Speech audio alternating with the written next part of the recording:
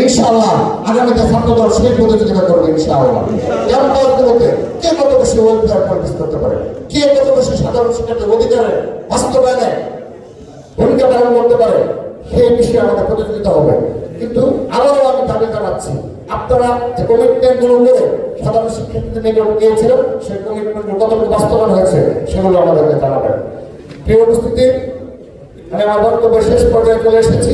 ইতিমধ্যে আমাদের সম্মানিত যারা বক্তব্য রেখেছেন তারা বলেছেন জনাব তারেক রহমান যে নতুন ধারার বাংলাদেশ বিনির্মাণে তিনি শুধুমাত্র তার যে ভীষণগুলো রয়েছে নির্বাচনী প্রচারণায় শুধুমাত্র সেই ভীষণগুলো করেছেন, কিন্তু একটি দল রয়েছে যারা এক দুটি বিষয়কে ইস্যু বানিয়ে সেগুলোকে অনেক বৃহৎ পরিসরে দেখিয়েছে, জাতির সামনে নিজেদের ভিন্ন গ্রহের ফেরেশতা হিসেবে উপস্থাপন করেছে। কিন্তু আমরা কি দেখলাম? আমরা দেখলাম ক্ষমতা লাভ করার পরে তারা যেগুলো নিয়ে ক্রেডিট বাজি করেছে, জনাব তারেক রহমান একটি সমস্যা বলেন নাই তিনি যে সত্যমিত্র গাড়ি ব্যবহার করবেন এবং বাংলাদেশের যে জাতীয় সংসদে যারা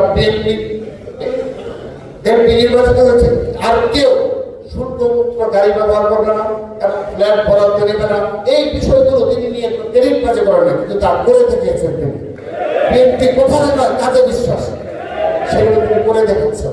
শুধু তাই নয়, এই যে এতদিন যারা ইসলাম ধর্ম যাবে যাবে বলে আল্লাহর তরফ থেকে নাকি একটা প্রতীক এসেছে, নানা ভ্যাসদের দিকে নানা শুনেছি এবং কি আমরা কি দেখলাম? আমরা দেখলাম ক্ষমতা লাভের আল্লাহর ক্ষমতা প্রথম দিয়ে তিনি জাতির উদ্দেশ্যে ভাষণ দিয়েছেন, তার উপরে তিনি তার পিতার ছবিটা নাম নিয়ে তিনি জানিয়েছেন লা ইলাহা ইল্লাল্লাহু মুহাম্মাদুর রাসূলুল্লাহ। কিন্তু তিনি এটি বলে নির্বাচনের প্রচারণা ক্রেডিট বাজি করেননি, সাধারণ ধর্মকে বিক্রি করেননি তিনি, কিন্তু তিনি এটি হৃদয়ে লালন করেন।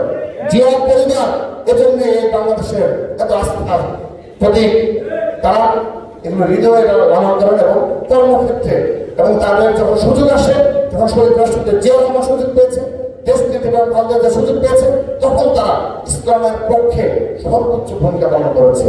জনাব তারেক রহমান সেই ধারাবাহিকতা অব্যাহত রাখছে। প্রিয় উপস্থিতি, সর্বশেষ গতকালের একটি বিষয় বলে আমি আমার বক্তব্য শেষ করে দিচ্ছি।